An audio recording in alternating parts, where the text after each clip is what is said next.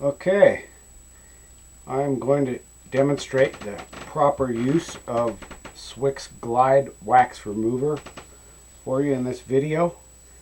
And I guess the first question that might come to mind is, what is Swix Glide Wax Remover and what is it good for?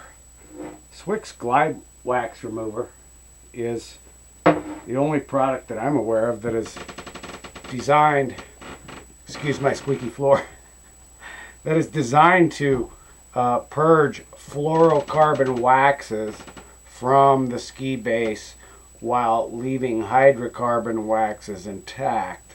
So it is not anything like using HC3 wax remover from Toco, for example, that cuts all the wax. Now, why would we use a Fluoro Glide Wax Cleaner?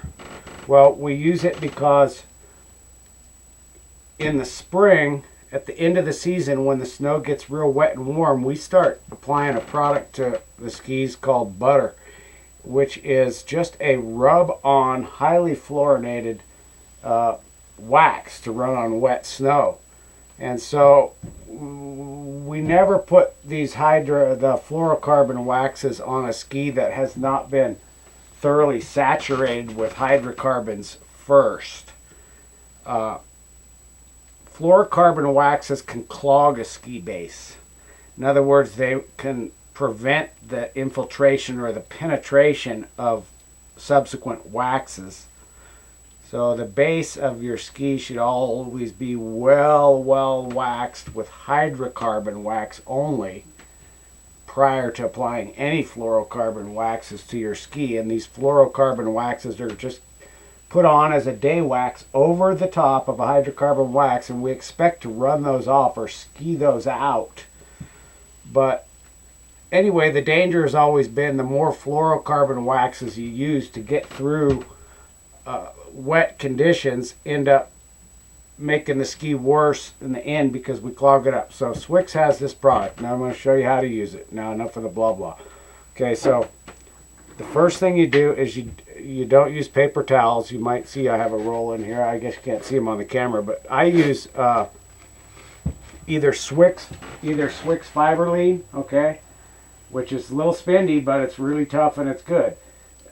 This other product I buy is a wiper that's considered lint free for like cleaning lenses and things.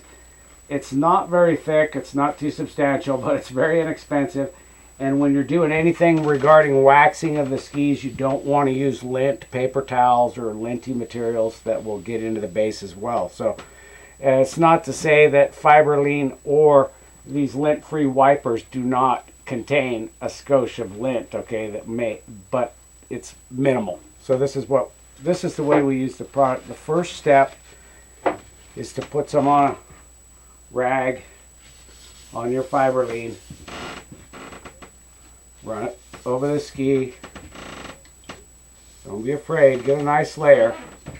The stuff's not cheap, but we want a nice coating of it on here right now. Be sure you have plenty of air when you do this. You won't smell a lot of vapor coming off this Glide Wax Cleaner like you would a full-on wax remover. It doesn't have a lot of odor to it, but you do want to have ventilation. Okay, now you've put that on with the rag. You use a nylon brush, okay? A nylon brush. I reserve this nylon brush strictly for this, that I do on these skis at the end of spring. Now, while it's wet, start brushing. Now, normally we brush a ski tip to tail, always in the direction of travel of the ski. But I would tell you with the nylon brush for the cleaner, I would ignore that and tell you it doesn't matter. What you're doing is you're working the product down into the ski a little bit. Breaking and loosening, letting the product work.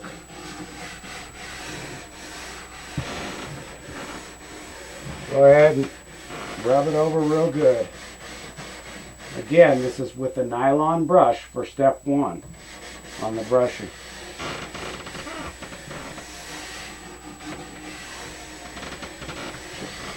Okay, once you've completed the nylon brushing, take either your Fiberline, okay, this is a Swix Fiberline, or you can use any, you know, lint-free type cloth that you can throw away afterwards if you don't want to wash this up. Now you're going to wipe the ski.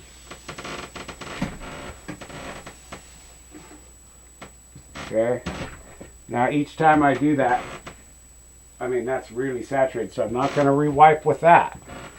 This is why I get a lot of these cloths. Now we're going to grab fresh cloth again. Wipe again. What we're doing is we're trying to pick up what the chemical has brought up to the surface. Now I turned my towel the other end this time so that I use both sides. Okay? So you don't want to keep using these old rags. You throw those back down. Start over again with another fresh one. Wipe it again so you get it nice and dry.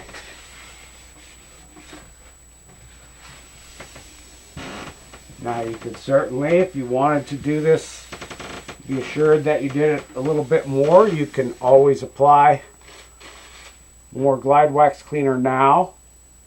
Scrub it again with the nylon brush. Start your wiping procedure again with your lint-free cloths. Okay? So now that we've completed the step 1 or 2 there, now this ski sits for at least 10 minutes. Okay? I like to let them sit for about 15 or 20 minutes. After that's done, then we're going to come back and we're going to brush it with a bronze or a brass brush. Okay, this is just, you know, your standard fine brass brush. Okay, this one's been used pretty hard, but it's fine. A nice brass, a very fine bristle will really get down and clean that ski off well. So, okay, so, but we do not do that until it's sat. And don't ask me why, but they invented this stuff, and I guess it takes a little while for the stuff to work up or whatever, but there's definitely a huge difference between using this product and using a product like Toco wax remover, for example. Completely a different beast. And so anyway, I do this with the skis that have had butter applied to them a few times in the spring skiing time, and make sure that when I'm going to refix it, I'm going to set the ski up for storage, and I'm going to brush off do the final step of the brushing, and then we'll re-wax the ski and apply hydrocarbon wax and hot box the wax in, and then leave the layer of wax on the ski for storage for a month. Approximately every month, the skis off season should have the wax scraped off, brushed out, reapply the wax, and leave the layer. This keeps the base constantly sealed with a layer of wax so that the base material itself does not oxidize. Oxidization of the base will cause the ski to not absorb wax and to become hairy and slow and not glide. So maintenance of the ski base is paramount to a ski that has a consistent good glide. So again, we're purging the fluorocarbons with Swix Glide Wax Remover, and I'll show you the final step next. Okay, the ski's been sitting for about 15 minutes, and you never know how it's going to look in the camera looking at these little screens, but I can clearly see after this stuff sits a while sort of a white chalkier buildup that you see on the ski. It almost looks like maybe an oxidized ski or something a little bit. But now you take your brass brush and you start working that puppy tip to tail. What you'll find, what I find, is that after you've brushed the ski over a bit, my vise is loose. After you've brushed the ski over a bit, you see it starts to shine again a little bit more, like, so you know there's still wax in there once you get that stuff off the top. So I don't know exactly how this stuff works, but it definitely doesn't break down hydrocarbon. I've done some tests and it will slightly soften it, but it doesn't seem to remove it at all. So since the ski was really saturated in my hot box, you know, this last season prior to it even being used, and the gal only used these, I want to say she used them maybe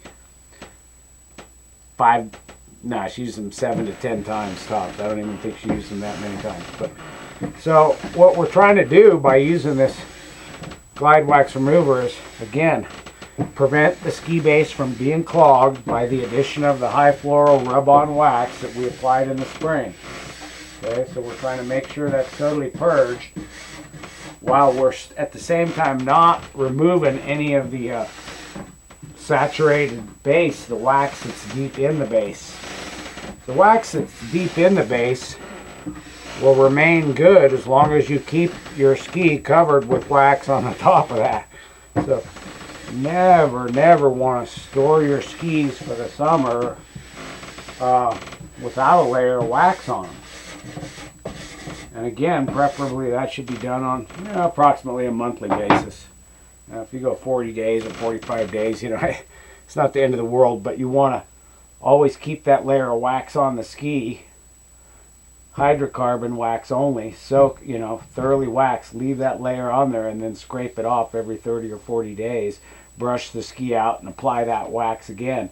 And by doing that, all the wax that you've impregnated into your base is going to be there. Okay, so sorry I lose track a little bit. My mind wanders, but so anyway, like I say, I don't know if you can see this on the video that well, but anyway, now most of the whiteness is gone. So whatever that Swix Glide Wax Cleaner brought up or left or deposited, or as it volatilized whatever it left behind on the surface, is now brushed away. Okay, so that's it, and they say that's all you have to do. Now I can see there's spots in this ski where it's still really soaked and waxy, and I can see other spots that it's not so much, and that's typical of any ski. But now that we've done this, it will be waxed up thoroughly with some graphite hydrocarbon wax. I prefer Dominator Graphite Zoom, and that's the wax that I use to soak in my hot box with all the skis. Get Dominator Graphite Zoom. So I will apply the Zoom to this ski, and it'll run through the hot box, and then that layer of wax will remain on the ski again for about a month, and then we will scrape that off, brush the ski as I showed in my other video of proper preparation, scraping and brushing, and reapply wax to it again, and iron that on there in a thick layer, throw it in the hot box again for a while, and leave it again for a month. So you just continue to do that. So that off season, you do not want to let your skis lay around like this. You pay a lot of money for them, and they will not last that way. It's really important. Even when you do that storage layer of wax, you want to redo that on a monthly basis approximately. Okay, folks, this way your ski will stay killer. Until I make another ski video, excuse my squeaky floor.